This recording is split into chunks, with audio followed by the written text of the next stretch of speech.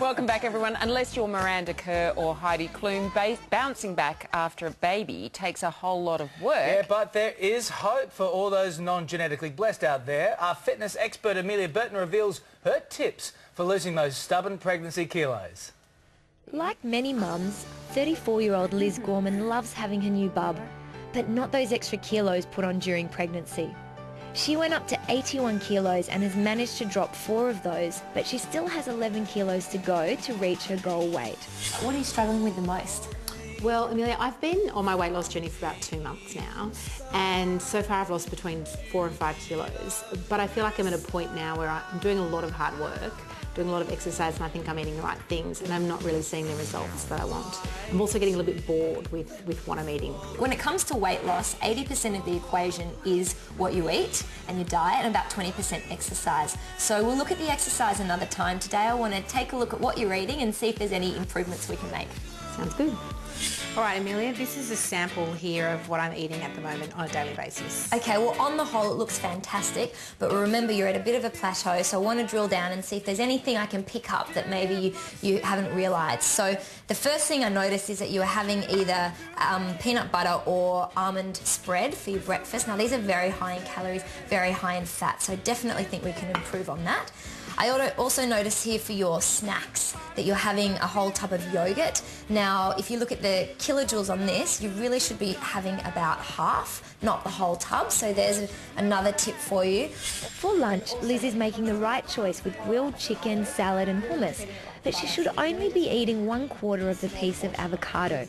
Think of it like butter, only use it sparingly.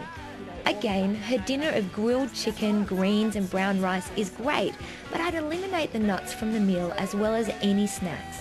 Although they're healthy for you in small amounts, nuts can be very hard to resist, so don't tempt yourself. I just wanted to ask you about this plate over here. This plate over here is my treat plate that I can have some of these things on a Sunday when it's my day off. Okay, so you have like a whole day off, do you? Yeah. Okay, so I would probably recommend making that more like a treat meal rather than a treat day, especially when you've reached a plateau. Liz is definitely on the right track with her diet, but there are some foods she's missing out on, so we're heading to the supermarket. So before we get started, I want to give you a few supermarket tips. Number 1, never come to the supermarket hungry. It's a big trap. Number 2, if you can avoid bringing your kids to the supermarket, do, because you know they're always going to reach for the naughty foods. Yeah. And number 3, come armed with a shopping list and don't deviate from that shopping list.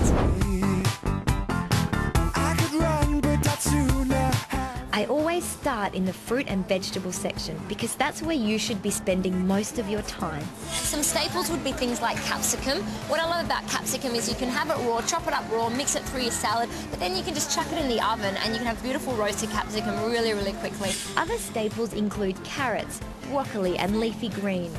If you're poor on time, buy your veggies pre-cut. When it comes to weight loss, I'm a real fan of replacing 1 meal per day with a soup.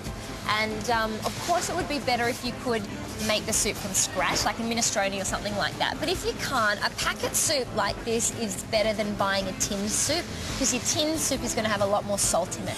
Hummus is another great item to have in your fridge, but check the fat content as some are loaded with oil. The same goes with flavoured tinned tuna. You can't go wrong with eggs. They're so versatile and packed with protein, but limit them to 2 per day. When it comes to yogurt, look for low-fat, unsweetened Greek varieties. And when choosing a bread, go for a wholemeal or multigrain sourdough, as it has the lowest amount of sugar in it. To satisfy a sweet tooth after dinner, I dip 2 squares of dark chocolate in a delicious herbal tea. Wow, Amelia, this looks like a lot more food than was here before. Yeah, and there's a lot more variety. So with that said, what I'm going to ask you to do is I'm giving you a food diary, and I'd really like you to start recording down everything you eat for 2 weeks. A bit like an audit. I want you to start counting your calories every single day and making sure you're working around 1,200 to 1,500 calories per day. She's so great, Amelia Burton. So great. She is. Now you can replace those pregnancy kilos with a steak or 2. Here's Janie.